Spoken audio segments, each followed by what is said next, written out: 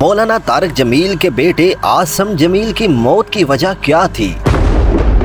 عاصم جمیل نے خودکشی کی یا ان کی موت حادثاتی تھی؟ عاصم جمیل ایک طویل مدت سے کس بیماری میں مبتلا تھے؟ پولیس نے عاصم جمیل کی موت کے بارے میں کیا بیان دیا ہے؟ اور مولانا طارق جمیل نے اپنے بیٹے عاصم جمیل کی نماز جنازہ ادا کرتے ہوئے کیا کہا؟ تمام در تفصیلات جاننے کے لیے ویڈیو کو آخر تک دیکھیے گا۔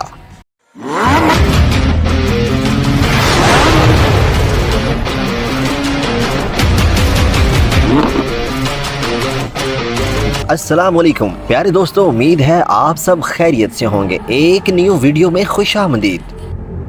پیارے دوستو، سوشل میڈیا پلیٹ فارم پر ایک پوسٹ میں خبر کی تصدیق کرتے ہوئے طارق جمیل نے کہا ہے کہ حادثاتی موت نے ماحول کو سوگوار کر دیا۔ ہم آپ سب سے درخواست کرتے ہیں کہ اس دکھ کے موقع پر ہمیں اپنی دعاؤں میں یاد رکھیں۔ اللہ میرے بیٹے کو جنت میں اعلیٰ مقام عطا فرمائے۔ پیارے دوستو، ممتاز عالم دین مولانا طارق جمیل کے صاحبزادے عاصم جمیل اتوار کو خانوال کے علاقے تلمبہ میں اپنے فارم ہاؤس میں سینے پر گولی لگنے سے انتقال کر گئے تھے۔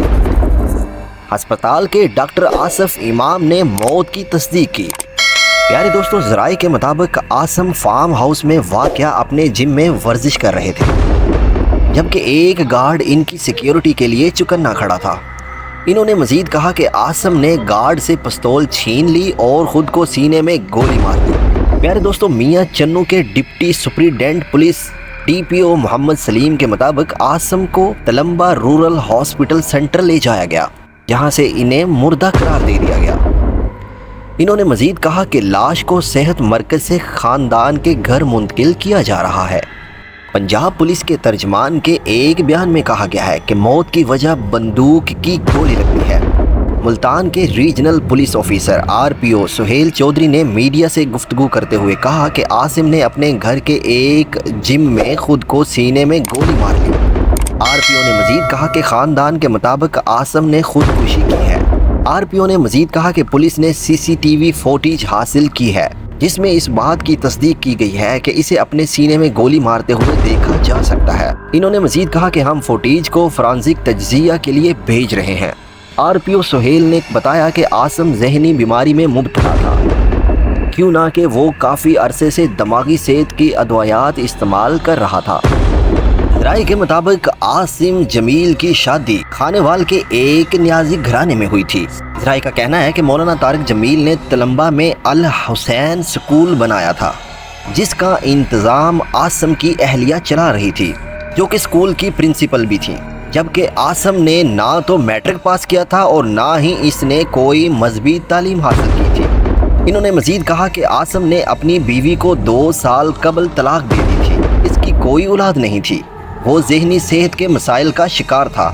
IG پولیس پنجاب ڈاکٹر عثمان انور نے واقعہ کا نوٹس لیتے ہوئے RPO ملتان سے رپورٹ طلب کر لی ہے۔ انہوں نے کہا ہے کہ موت کی وجہ کا تعین شواہد اور فرانزک رپورٹ کی روشنی میں کیا جائے گا۔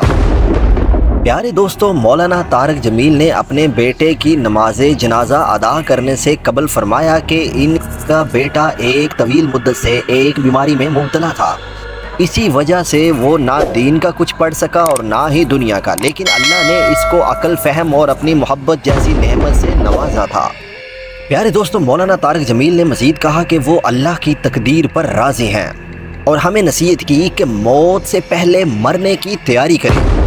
مزید مولانا طارق جمیل نے کہا کہ آپس کی لڑائیاں، جھگڑے اور نفرتیں چھوڑ دیں، معاف کرنا سیکھیں اور معافی مانگنا سیکھیں۔ مولانا طارق جمیل نے مزید تبلیغ کرتے ہوئے فرمایا کہ 5 نمازیں قائم کریں، 5 نمازوں میں کوتاہی نہ کریں۔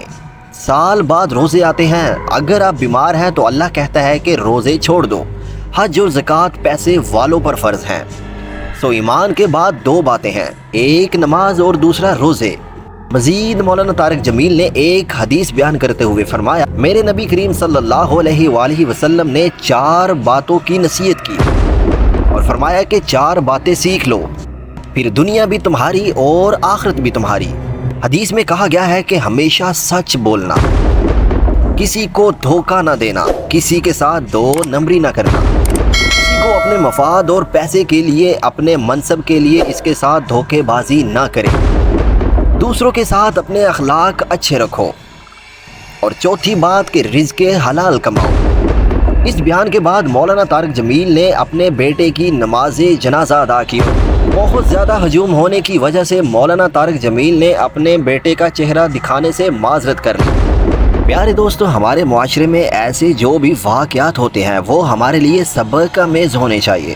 آج مولانا طارق جمیل پر یہ امتحان ہے تو کل ہم بھی اس سے گزر سکتے ہیں۔ پیارے دوستو، آخر میں کہنا چاہوں گا کہ موت برحق ہے، ہم اس سے نہیں بھاگ سکتے، تو ہمیں اسلام کے مطابق زندگی گزارنی چاہیے۔ اسلام ہمیں زندگی گزارنے کے مکمل ضابطہ حیات سکھاتا ہے۔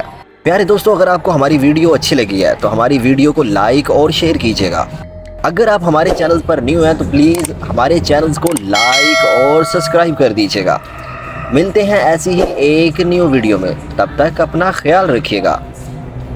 اللہ حافظ۔